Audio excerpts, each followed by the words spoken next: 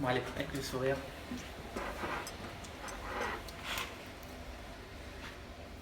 Bonjour à tous, ici Erkan du blog Esprit Investisseur et j'ai le plaisir de faire cette vidéo aujourd'hui avec Mathieu pour répondre à une question qui revient assez souvent, c'est comment je fais pour trouver une entreprise, comment je fais pour la sélectionner et les points auxquels je fais attention. Mathieu, ici présent, est expert en sinistre spécialisé bâtiment et il a la chance, si je puis dire, de voir énormément de devis Pas mal, ouais. Pas dans mal. sa vie. Ouais. Bah écoute, merci Mathieu d'être là. Bah écoute, merci à toi de m'avoir invité. Est-ce que tu peux commencer par te présenter Ouais, rapidement? bah écoute, très rapidement. Alors moi c'est Mathieu, j'ai 27 ans. Je suis issu d'un parcours ingénieur dans le bâtiment et je travaille actuellement pour un cabinet d'expertise parisien. Ouais. Je suis amené à voyager dans le cadre de mon travail en province et également dans les dom-toms. Ouais, tu travailles un peu partout. ouais. Tu fais de l'expertise Un peu partout. Et concrètement, c'est quoi ton métier? Alors mon métier concrètement c'est je suis C'est quoi là- le métier d'expert? le métier d'expert. Alors le métier d'expert c'est ce qu'on me demande c'est de Merci bien. Donc, ce qu'on me demande, c'est d'établir des responsabilités, d'accord, de chiffrer des dommages, d'accord, et de remettre un rapport à la compagnie d'assurance qui m'a mandaté pour un sinistre quelconque. D'accord. Donc en fait, quand il y a un sinistre, tu détermines qui est responsable. Tout à fait. Ça. Donc, Et ça t'arrive parfois de dire que c'est l'occupant le responsable? bien sûr, si c'est lui, il est assuré pour ça, Ouais. donc il n'y a aucun souci. Mais il est quand même assuré, on lui rembourse. Bien sûr, D'accord. sans aucun problème. Et tu chiffres les travaux. Tout à fait. Alors moi, je suis complètement impartial. Ouais. Je prends pas je n'avantage pas ni l'assurance ni l'assuré. Bien sûr. Mon but, c'est de chiffrer et de Au juste déterminer des causes par rapport au droit commun et également au droit des assurances. Pour le chiffrage, c'est par rapport, comme tu l'as dit, à un juste prix du marché. D'accord. Et c'est quoi globalement le type d'affaires que tu gères? Alors moi, pour ma part, et pour la région, donc Île-de-France, on est plus sur des sinistres type incendie, de type dégâts des eaux, parce que les immeubles parisiens, c'est pratiquement ça à 80%, D'accord. et de beaucoup de responsabilités civiles entreprises. D'accord. Et c'est vraiment sectorisé. En Île-de-France, c'est ça. Ailleurs, c'est autre chose. Voilà, tout à fait. Par exemple, en province, tu seras plus sur des risques agricoles, en type de Ah oui. sinistre, ou alors tu peux avoir, pareil, du dégât des eaux, etc. Mais tu as des sinistres, par exemple, plus marqués en cas de catastrophe naturelle, tempête, etc. D'accord. Donc ça varie en fonction des régions. Ouais. D'accord. Et donc tu dis que tu chiffres pas mal de devis. Enfin, tu chiffres pas mal de travaux plutôt, Ouais. pardon. Ça se chiffre un devis. Comment tu fais pour chiffrer les travaux quand tu arrives sur un sinistre? Alors, bon, je pense que c'est pour ça que tu m'as invité. C'est pour ça, oui. Bah écoute, c'est simple pour ma part. Ce que je fais, c'est que j'évalue donc des travaux en fonction de mon expérience. Mhm. D'accord? Donc à la base, on a des prix du marché. Ok? Sur ces prix du marché, en fait, c'est purement théorique. Donc ça suffit pas. Ce qu'on appelle une bible des prix. Tout à fait. Tu as une bible de prix, tu as des prix au mètre carré, et très clairement, en fait, tu prends le nombre de mètres carrés et tu multiplies par le prix unitaire. Ok. Ouais. Sauf que ça, c'est purement théorique. Mhm. Et c'est rarement ce qui se passe vraiment sur le terrain. Ok. Ouais.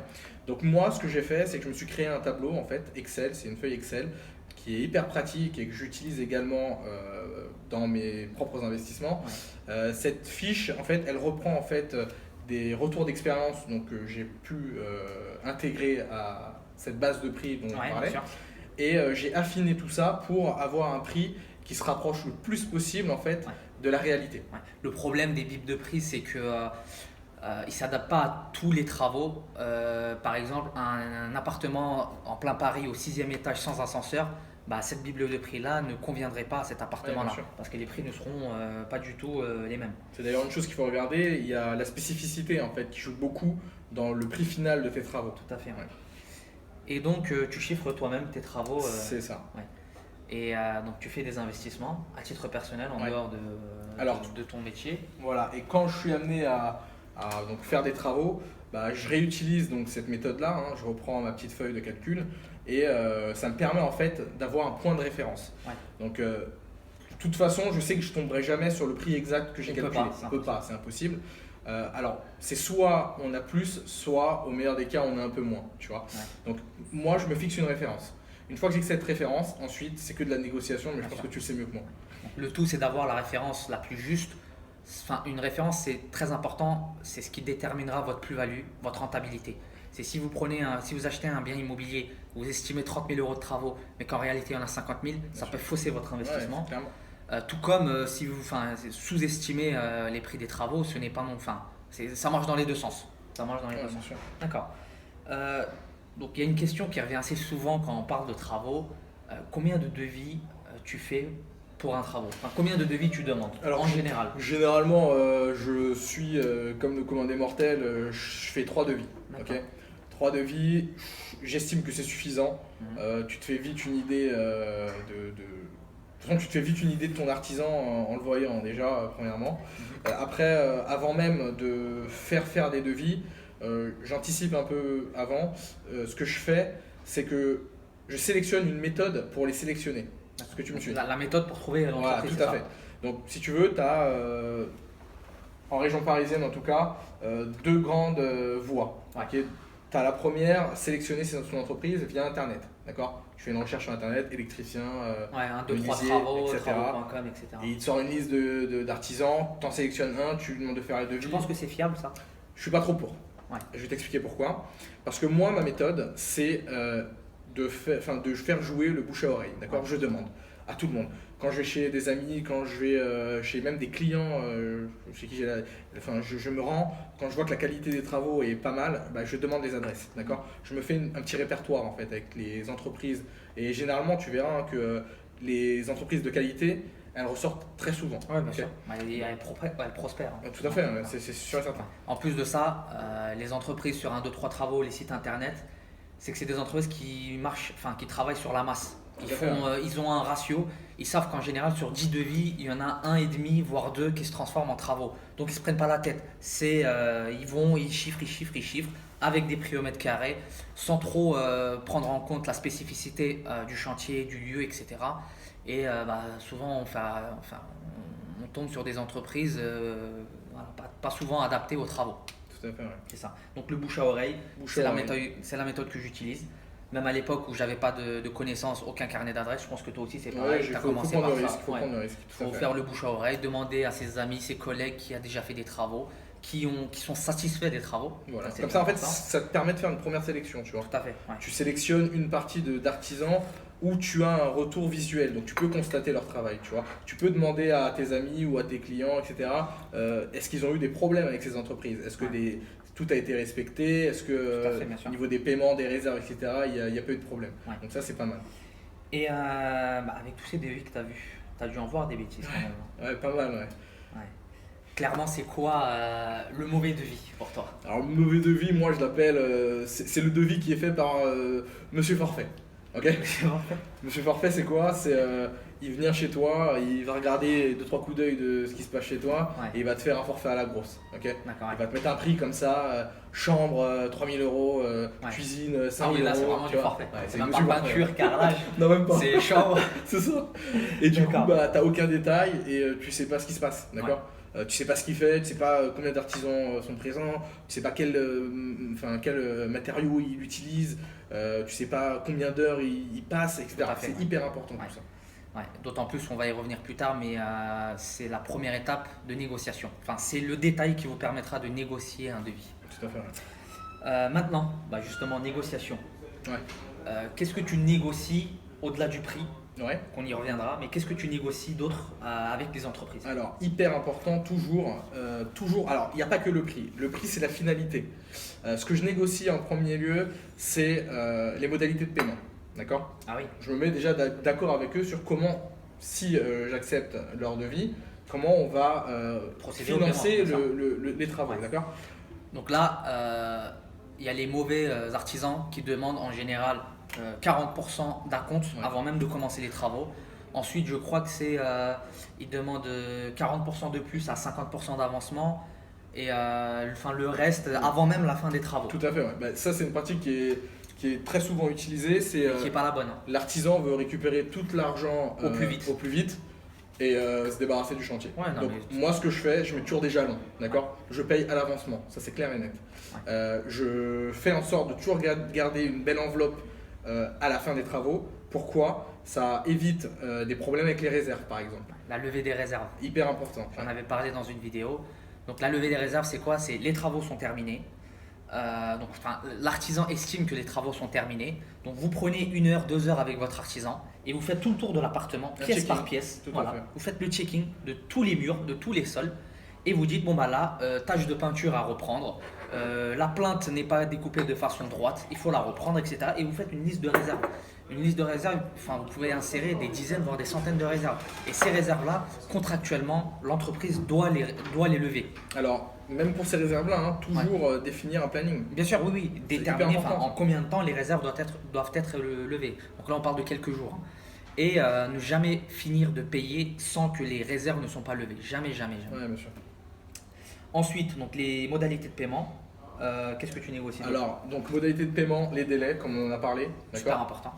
Un début de chantier et une fin de chantier. Ouais. Il faut que ce soit acté, généralement sur le devis, d'accord. Ouais. Bien préciser à quelques jours près la fin du chantier. Et je sais que toi, comme tu m'en avais parlé, certains appliquent également des pénalités Tout à sur les fait. chantiers. Enfin, je le fais du coup pour des gros travaux. Quand ça dépasse allez, 30-40 000 euros, j'insère dans le devis des pénalités de retard. Vous êtes investisseur, probablement, on est investisseur. Si c'est pour de l'investissement locatif et que l'entrepreneur prend 1 mois de retard, bah c'est 1 mois de manque à gagner au niveau des loyers. Donc là, il faut que quelqu'un paye. Et c'est voilà, c'est une pression pour l'entreprise. Et voilà, il sait qu'il a une date butoir, une épée Damoclès au-dessus de sa tête. Donc il doit finir et s'il doit bosser jusqu'à minuit, bah, il doit le faire. Tout à fait. C'est pas le but, hein. Le but, voilà, c'est de déterminer un délai correct et qu'il s'y tienne. Au-delà du délai, Alors, au-delà du délai, je La négocie qualité. également la qualité. Ouais, tout à fait. La qualité, c'est hyper important. La qualité, pourquoi par rapport aux matériaux qui seront mis en œuvre, bien sûr. par rapport au traitement des supports, par exemple, pour des peintures, par rapport au nombre de couches passées sur les murs, etc. La marque des produits, La dans marque le des devis, produits, c'est tout très important. Un placo de chez Knauf ou Placo n'est pas le même qu'un premier prix ou en plus C'est la ça. quantité de rail n'est pas Tout à fait. n'est pas la même.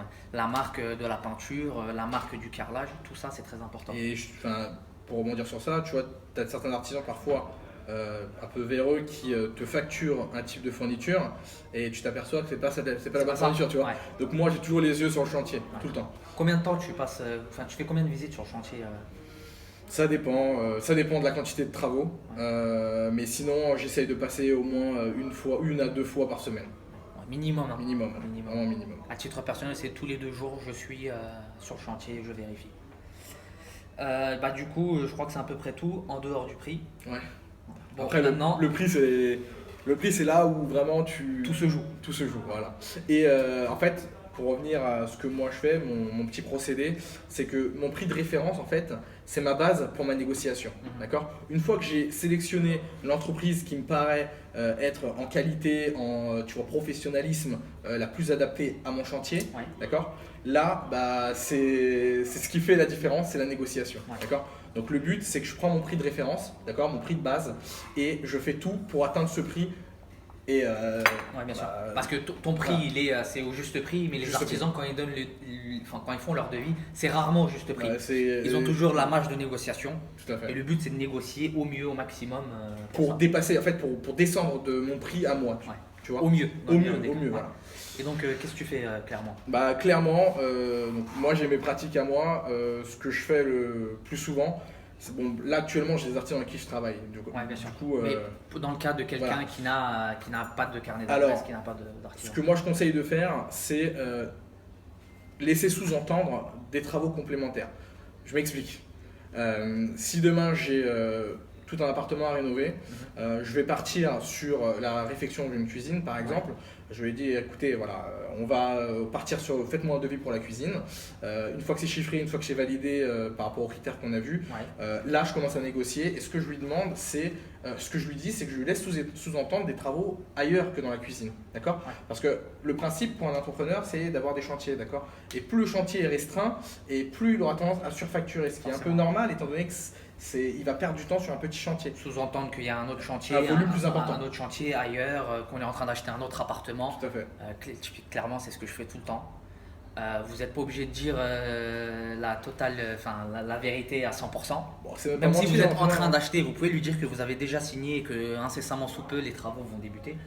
C'est ce que je fais souvent. Et en fait, c'est la dernière étape de la négociation. Quand vous avez fait la mise en concurrence, vous avez fait baisser le prix et il reste ces 500 euros, ces 1000 euros que vous voulez baisser, avec cet argument-là, vous allez réussir à baisser le prix. Ouais. Et après, après c'est de la persévérance, c'est une attitude aussi. C'est une attitude à avoir. C'est comme au poker, il faut savoir bluffer. On n'est pas là pour mentir, hein, c'est juste, c'est un être humain que tu as face à toi, c'est de la négociation pure et dure. Et c'est dans ces derniers petits euros que tu fais vraiment ta plus-value ou non, tu vois. Donc c'est hyper important de toujours négocier ces chantiers. Ouais, non, mais c'est clair. Maintenant que tu t'es mis d'accord avec ton entreprise, que vous vous êtes serré la main sur un prix, quels sont les documents que tu demandes à cette entreprise? Alors voilà. Qu'est-ce que tu vérifies déjà au sein de l'entreprise? Alors moi, ce que je fais, donc je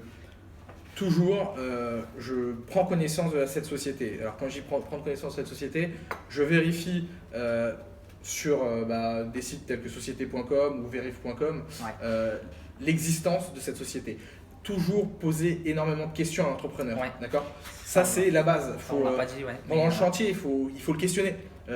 Même avant le chantier. Avant, pendant, surtout avant, le questionner. Pourquoi vous faites ça? Faut faire l'imbécile. Pourquoi vous faites ça? Pourquoi vous faites pas comme ça plutôt? L'autre entrepreneur, il m'a dit que c'était pas nécessaire de mettre une sous-couche, etc., tu vois. Exactement. Pose des questions et tu verras si c'est cohérent. Il faut vérifier la cohérence. Si l'entrepreneur vous dit que sa boîte, ça fait 20 ans que sa boîte existe, mais quand vous allez sur société.com, elle a été créée 3 mois avant. Ça arrive souvent. Vous savez que, même si c'est pas un mauvais entrepreneur, même si fait, on dit pas qu'il fait mal ses travaux, mais il vous a menti. Il y a un moment, il a dit que ça fait 20 ans que son entreprise existait, et non, finalement c'est 3 ans. S'il vous a dit que ça fait 20 ans qu'il a de l'expérience, ça fait 20 ans qu'il travaille, ça c'est autre chose. Mais la vérification après coup, c'est un bon moyen de vérifier l'honnêteté de son entrepreneur. Bien sûr. Donc du coup, je vérifie son identité juridique, on peut dire ça comme ça, et je demande systématiquement, et ça c'est très rare que les gens le fassent, une attestation d'assurance. Attestation d'assurance. Parce que quand une entreprise intervient chez vous, elle engage sa responsabilité civile, entreprise.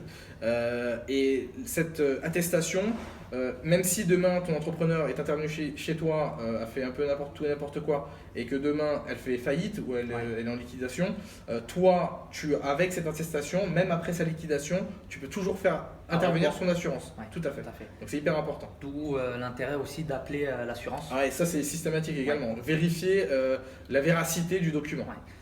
Faire des documents, des faux documents. J'en ai fait une vidéo, je pense que tu l'as vu. C'est ultra simple. On demande, il y a même des sites internet qui vous proposent des prestations de falsification de documents. Vous payez 20 €, vous avez une fausse fiche de paye.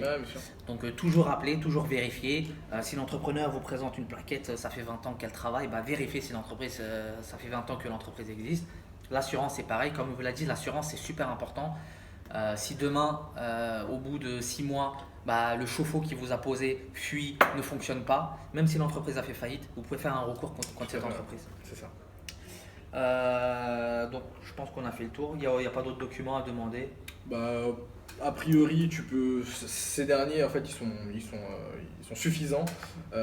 Toujours garder une copie du devis signé, d'accord, avec les accords, parce qu'un devis c'est un contrat. Donc c'est ce contrat que tu peux faire valoir en cas de problème, d'accord. Donc toujours le garder, et à partir de là tu peux commencer tes travaux sans problème. Pour récapituler, donc on a dit on chiffre ses travaux soi-même en amont. Tout à fait. Donc ça c'est un peu compliqué pour les gens qui ne s'y connaissent pas, qui n'ont pas d'expérience, mais il faut déterminer, faut trouver un moyen d'avoir une idée du coût des travaux. Donc ensuite on fait appel aux entreprises. Tout à fait. Idéalement c'est le bouche à oreille. Voilà. Donc une fois qu'on a les entreprises, on négocie. Le délai, la qualité, le paiement, les modalités de paiement. Donc quand on a négocié, on signe, on demande les documents. Tout à fait. Les garde-fous, moi j'appelle ça les garde-fous. Les garde-fous, et c'est parti. Voilà. Écoutez, c'était tout pour cette vidéo. Mathieu, c'est un très bon ami à moi qui est expert, et je pense qu'il se fera un plaisir de répondre aux commentaires si on en a. Donc n'hésitez pas à laisser vos commentaires, et moi je vous dis à bientôt pour une prochaine vidéo. Salut!